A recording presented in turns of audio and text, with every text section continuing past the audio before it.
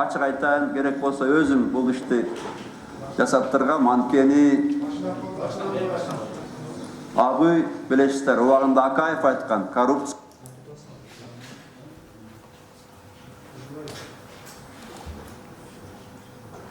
менен сүйлөшкөндө дайыма айтчумун, Даниярлич, мен бардык нерсе кечирем, бирок уурлукту кечирбейм деп ачык айткам. Кандай бир муктаждык болсо мага айтып жүр деп айткам. Мен Акаевдин кезинен бери расмий түрдө миллионермин, ачык айтам. Керектүү тыйынтыпырың бар болсо мага айт депчүмүн. Өткөн эле жылы бир жолу карасым бар деп келген, тийиштүү акчасын бергем өзүм эле. Мен ойлоп турам, мына пайгамбардын сөзү бар. Мен да адаммын, мен да адашамын депчи. Мен бул жерде өзүмдү адаштым деп ойлобойм. Аппарат башчысы катары жакшы иштеди, бирок ар бир адамдын талуу жери бар. Өзгөчө болбой эле тиги заманда, тиги шарттарда иштеп калган адамдын талуу жерлери болот. Ошол эле жогорку соттун мүчөлөрү менен, бир тобу менен Даниярлич чогуу иштеген. Бирок бир нерсе айтар элем сиздерге. Албетте, чындыгында мен бул ишти башынан деле токтотуп койсом болмок. Эми Даниярличке Коркмазовго, анан Даниярличке чип барса, анан кийин мен жаманаттуулум деп. Мен муну токтоткон жокмун, кайра өзүм ачык айтайын, керек болсо өзүм бул ишти жасаттыргам. Анткени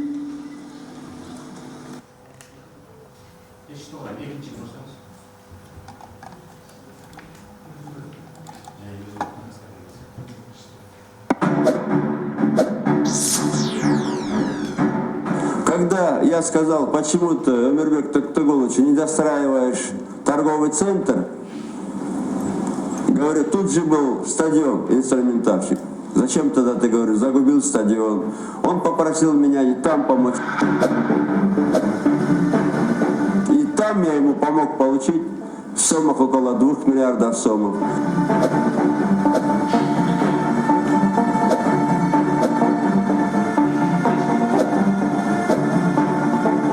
Я всегда обманываюсь. Я человек...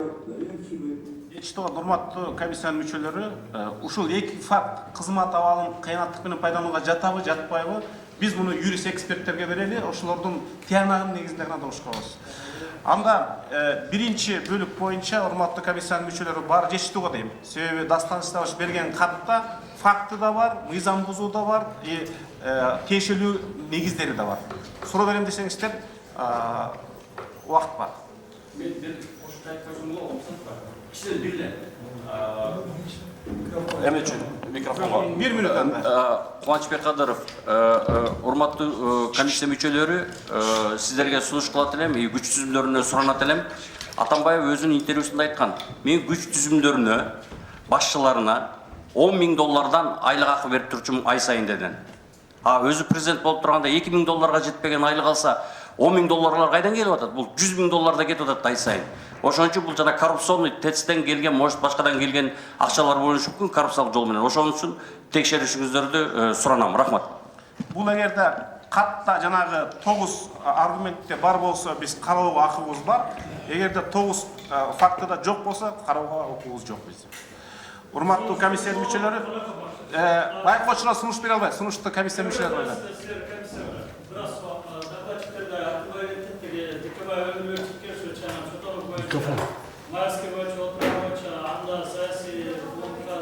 Микрофон. Эгерде ал маселелер бул эмилгелүү топтун катында жана сиздер берген документте болсо каралат, болбосо каралбайт. Ал саясий куугунтуктууга кирет.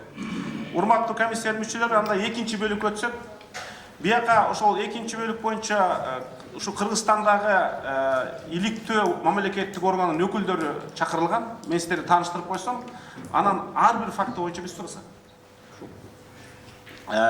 Ички иштер министрлигинин иликтөө кызматынын башкармаларынын орун басары Жумабаев Мырзалы Жолбасалович. Экинчиси ошол башкармалыктын бөлүм башчысы Жакишев Арзыбек Аманканович. Сиз өзүңүз тааныштырып койсоңуз анда. Азыгалиев Руслан. Рахмат.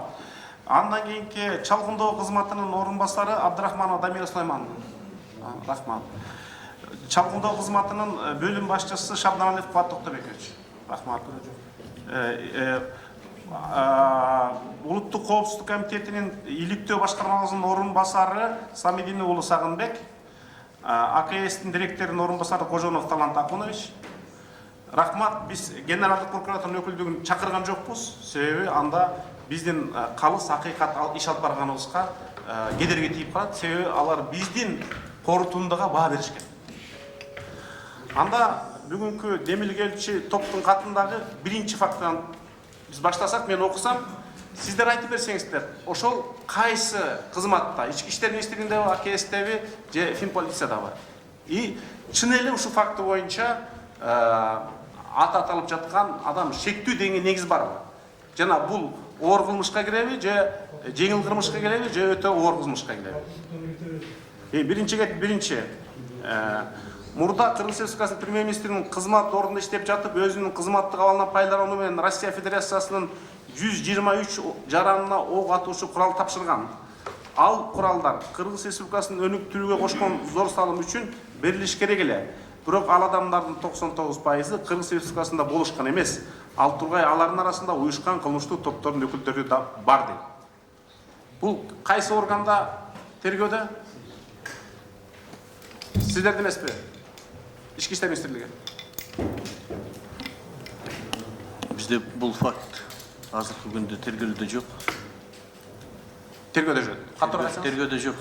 Тергөөдө жок. Анда урматтуу комиссиянын мүчөлөрү, биз биринчи факт боюнча биз аны корутундага киргизе албайбыз. Эгерде бул тергөөдө болбосо.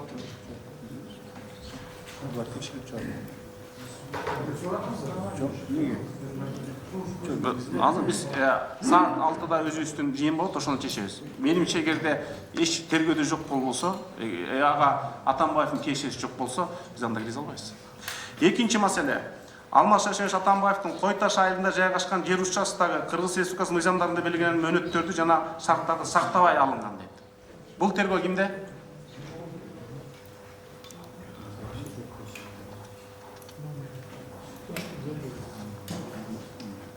Биз муну жазуу түрүндө тактап жиберели. Бирок бизге бүгүнкү жеткен эртең мененки алдын ала маалыматтар боюнча укук коргоо органдарында ал кишинин аты аталган эмес, бирок факты боюнча кылмыш козголгон. Жооп бере турган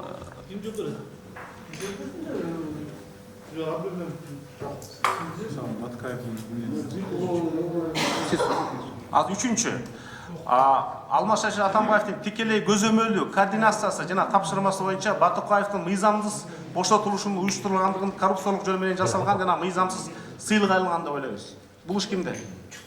Бул иш тергөө кызматында ички иштер министрлигинде. Батукаевдин мыйзамсыз бошотуу боюнча азыркы күндө тергөө амалдары жүргүзүлүп атат. Бул иш боюнча маалымат каражаттарда белгилүү болгон ченемдик маалыматтарды биз бергенбиз.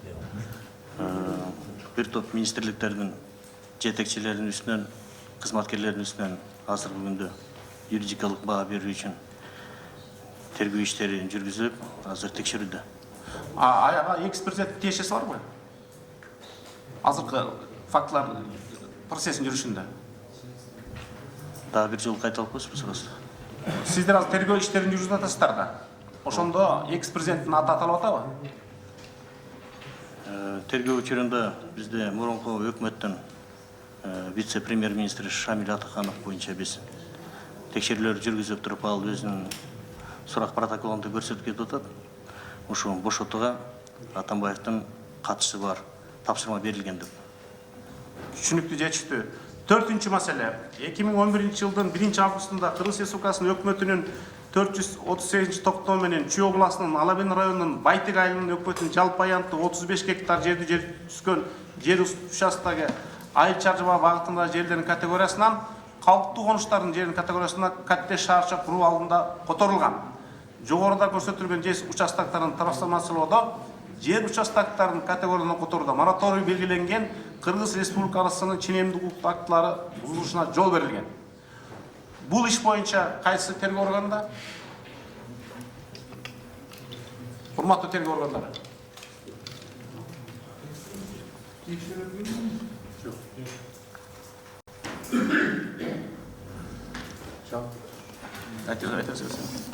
Қанай Қапаш, урматтуу комиссиянын мүчөлөрү, жалпысынан бул корутундуда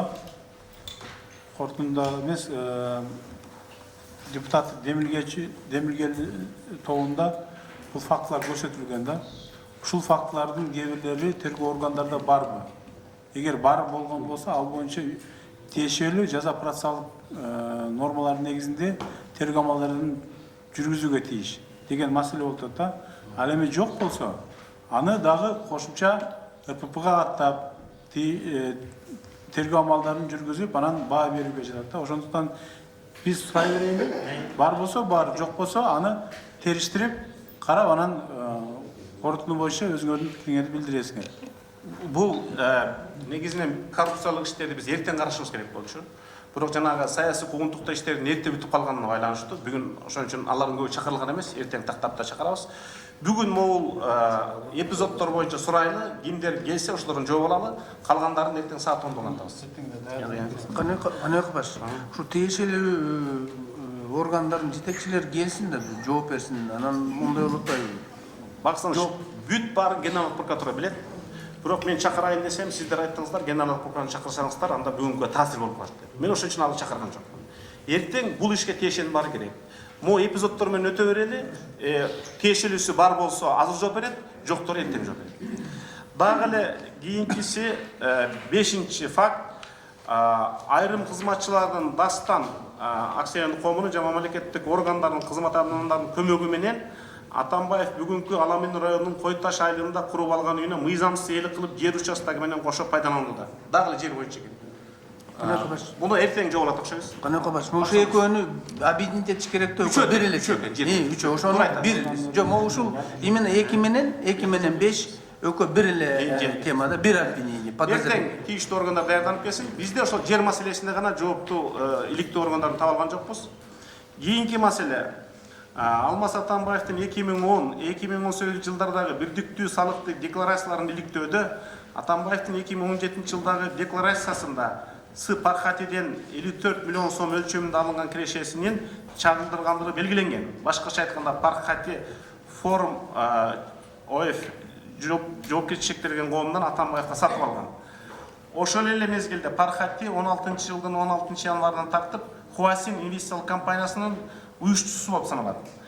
15 жылдын 8 декабрында Токтосун Түмөнбаев Хуасин инвестициялык компаниясынын кайра алып каттагандыгы үчүн Кыргыз Республикасынын Юстиция министрлигинин эсебине 247 сом өлчөмүндө акча каражатын Жалал Абад областынын Чалкал районундагы Хуасин жоопкерчиликке чектелген коом тарабынан берилген сымап иштетүү үчүн укугуна лицензия боюнча 1 миллион 588 миң сом бонус төлөгөн.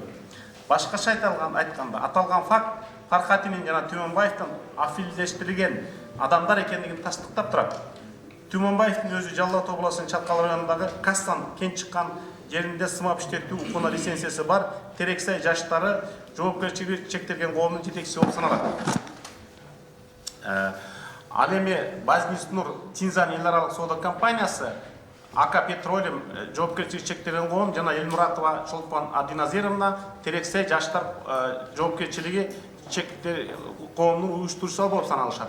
2014 жылдан тартып бүгүнгө чейин Терексай жаштары жоопкерчилиги чектелген коом 276 миллионго жакын сом суммасында салыктык жана башка төлөөлөрдү жүргүзгөн. АК Петролиум жана Курбанов Касым АК Инвест жоопкерчилиги чектелген коом уюштуруп, мурда АК Минерал болгон. Жана 2018 жылы Альфа Телеком жоопкерчилиги чектелген коомдун акцияларын 100% сатып алууну каалагандыгын билдирген. Жана акылдуу шаар макулдашуусу боюнча тараптардын бири болгон. АК Инвест жоопкерчилиги чектелген коом Терексай жаштары Хуасин инвестициялык компаниясы жоопкерчилиги чектелген коомдун аффилирленген компаниялар болуп саналат деген ойлоого негиз бар. Бул шектүү деген факты кайсы тергөө органында? Урматтуу, онда тактап келиңиздер. Жетинчиси дагы бул жер экен, Чоң Сарайдагы. Бул өзүнчө бир тергөө органда окшойт. 8-инчиси Мен окуп берейин сиздерге.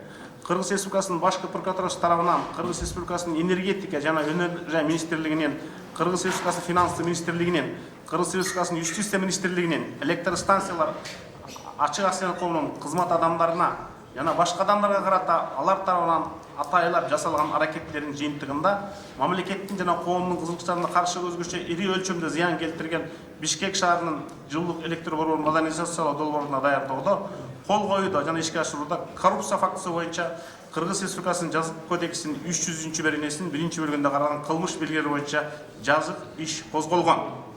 Кыргыз Республикасынын экс-президенти Атамбаевдин Бишкек шаарынын жылуулук электр борборунун модернизация долбоорунун карата кылмышка тийиштүүлүгү Атамбаевдин өзүнүн Бишкек шаарынын жылуулук электр борборунун реконструкциялоо боюнча Кыргыз Кердин кредитине байланыштуу эсеп үчүн бардык стратегиялык чечимдер, анын ичинде Кытай тарабынан подрядчыны тандоодо макулдук жөнүндө чечимге мамлекет башчысы жана өкмөт башчысы катары тиешелүү мамлекеттик органдардын жетекчилери менен ар тараптуу талкуулоодон кийин жеке өз тарабынан кабыл алынгандыгы, башкача айтканда өкмөттүн ишине аралашкандыгы, мындай чечимдерди кабыл алууда өлкөнүн президентинин чечүүчү роль ойногондугу, мамлекеттик органдардын жана кызматчылардын жоопкерчилигинин мамлекет башчысынын тышкы саясатта милдеттерин жетишсиздиги менен шартталгандыгы тууралуу саясий билдирүүсү менен далилденет.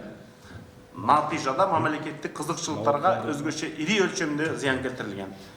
Бул боюнча АКС болуш керек иш. Ошо боюнча айтсаңыз, Атамбаевдин кандай тиешеси бар?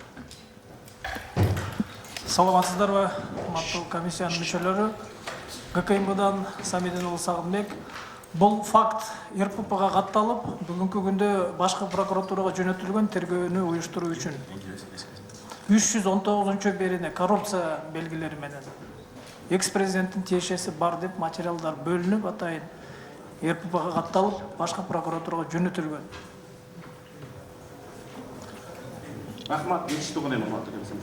Акыркы маселе, 9-чу маселе 2016-жылдын 1-декабрында Аида Салянова социалдык тармактарда өзүнүн баракчасында Бишкек шаарындагы жылуулук электр борборуна мыйзамсыз көмүр алып келүүгө жана Рассвет компания менен Прогресс компания менен аффилиаттелгендигине байланыштуу президент Атамбаевдин тийиштүүлүгү тууралуу маалымат билдирген. Бул боюнча кылмыш иши кайсы органдарда? Сиздерде эмес, АКСте. Фин полиция жок буякта. Анда аны эртеңки доландабыз. Бул боюнча биздин генералдык алтынбек болсун.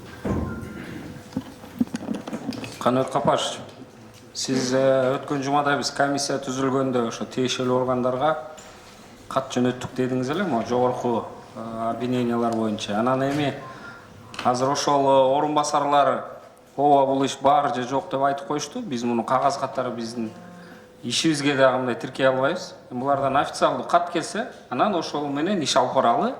Мисалы, бул жерде тергөө амалдарынан алып прокуратура жок болуп атат же башка жок болуп атат. Биз официально бар же жок деген ошол органдан кат алып, анан ошого таянып иш алып барсак, бул негиздүү деп эсептейм. Биринчиси, экинчиси, ушунча жоонтоп депутаттын кайрылуусу бул ошо иш козгоого, жок дегенде ошо иштерин териштирүүгө бул уже основание деп сурасак болобу? Талант Тургуманович, сиз эми ошо прокуратура органдарында иштегенсиз да, ошол жөнүндө дагы бизге маалымат же мына юристтер бир маалымат берип койсо, суроо. Рахмат. Эми урматтуу комиссиянын мүчөлөрү, албетте бардык көрсөтүлгөн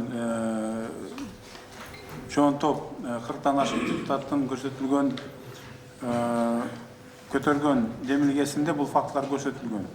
Албетте комиссиянын укугуна бул фактылар барбы же жокпу, кандай стадияда экенин укук органдарынан алып да териштирүүгө болот.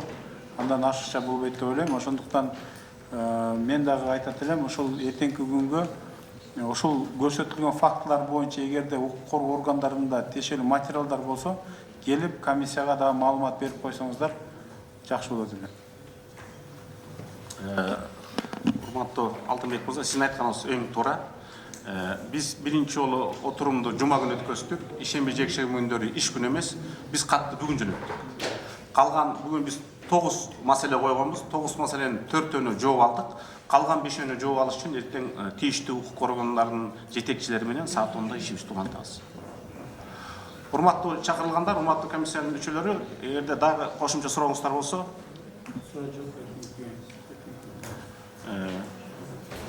биз 1 сааттан кийин бүгүнкү күндүн ишин жыйынтыкташ үчүн 325-комитетке чогулсак, а эртең саат 10-да жумушубузду улантабыз. Рахмат.